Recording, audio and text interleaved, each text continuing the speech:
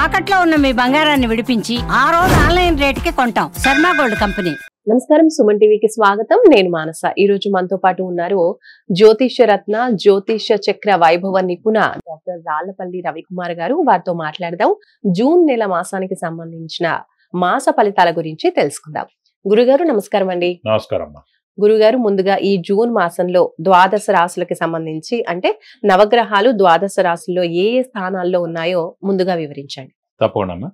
శరదిందు సమాకారే పరబ్రహ్మ స్వరూపిణి వాసరాపీఠ నిలయే సరస్వతి నమస్తుతే. సుమన్ టీవీ ప్రేక్షకులకి నమస్కారం. ఈ మాసం అంటే జూన్ నెల. జూన్ నెలలో నవగ్రహాలు ఎక్కడ ఉన్నాయో తెలుసుకున్నాం. ఎందుకంటే ప్రతిసారి మనం మాస ఫలితాలు చెప్పుకున్నప్పుడు ముందుగా ఏ గ్రహం ఏ రాశిలో ఉన్నాయో తెలుసుకుంటే గ్రహ సంచారం గురించి ఫస్ట్ తప్పకుండా తెలుసుకోవాలండి. ముందుగా వచ్చేసి సూర్యుడు అంటే రవి.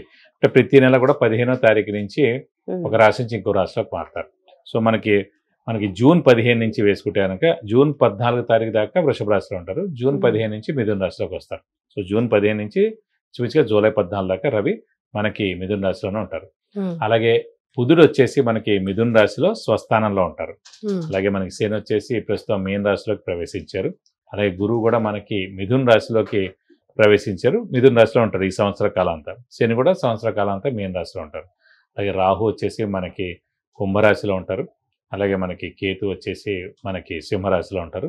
అలాగే కేతుతో పాటు కుజుడు కూడా అక్కడే సింహరాశిలో ఉంటారు. ఇది కాకుండా ముఖ్యంగా శుక్రుడు వచ్చేసి మనకి మేషరాశిలో ఉంటారు.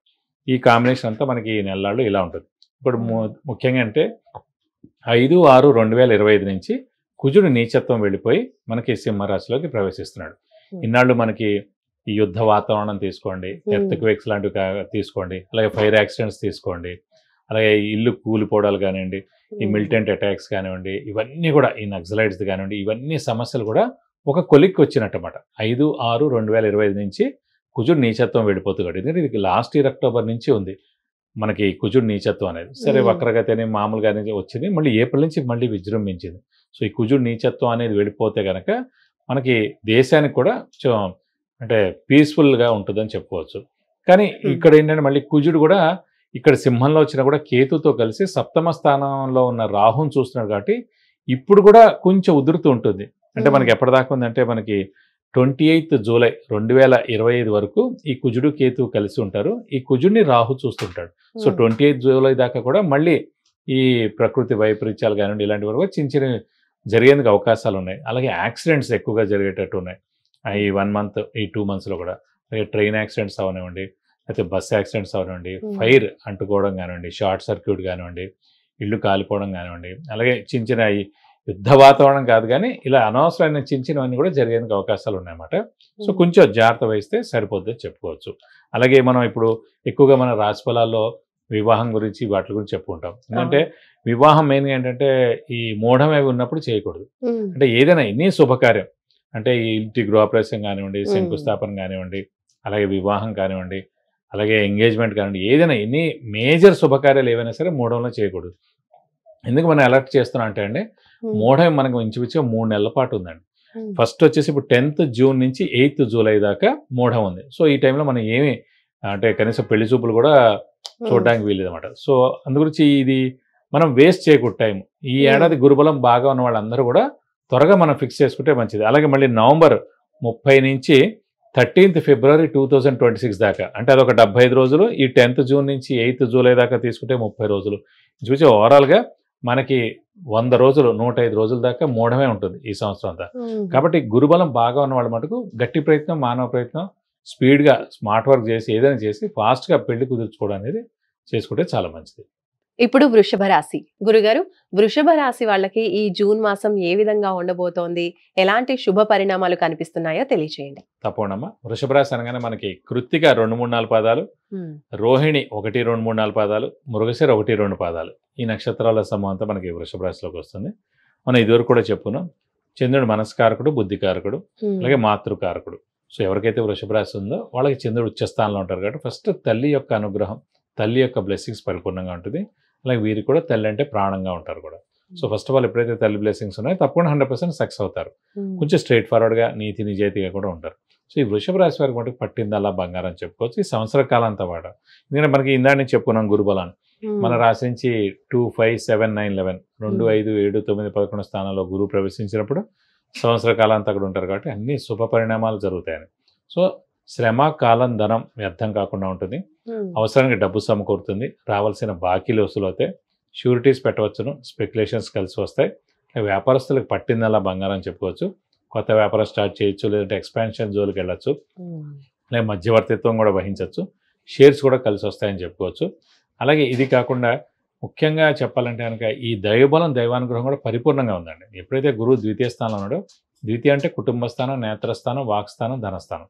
సో వాక్ చాలా బాగుంటుంది. అంటే వాక్ రిలేటెడ్ ఎవరైతే ఇప్పుడు మనకి ప్రొఫెషన్ ఉద్యోగం ఉన్నాయి, ఫర్ ఎగ్జాంపుల్ మీరు యాంకర్ ఉన్నారు, మీరు అలాగే డబ్బింగ్ ఆర్టిస్టులు ఉన్నారు, సో అలాగే న్యూస్ రీడర్స్ ఉన్నారు. సో వాక్తో సంబంధించిన ఎవరైనా సరే వాళ్ళందరికీ అత్యద్భుతంగా ఉంటుందని చెప్పుకోవచ్చు. ఆ ప్రొఫెషన్స్ అందరికీ వాక్ స్థానం బాగున్నట్టు. సో ధనస్థానం కూడా ద్వితీయ స్థానం అంటారు. సో ధనానికి కూడా ఇబ్బంది లేకుండా ధనం చాలా బాగుంటుంది. అలాగే కుటుంబ స్థానం అన్నారు. కుటుంబంలో ఏమైనా చిన్న చిన్న తగాదాలు ఉన్నా అవన్నీ కూడా సమస్య పోతాయి. అలాగే కుటుంబం కూడా ఏర్పడుతుంది. అలాగే మనకి ధనస్థానం, వాక్స్థానం, కుటుంబ స్థానం, నేత్రస్థానం. నేత్రస్థానం అంటే కళ్ళు. కళ్ళు అంటే మనకి ఆరోగ్యం అనమాట. సో ఆరోగ్యం కూడా పరిపూర్ణంగా చాలా బాగుంటుందని చెప్పుకోవచ్చు అన్నమాట.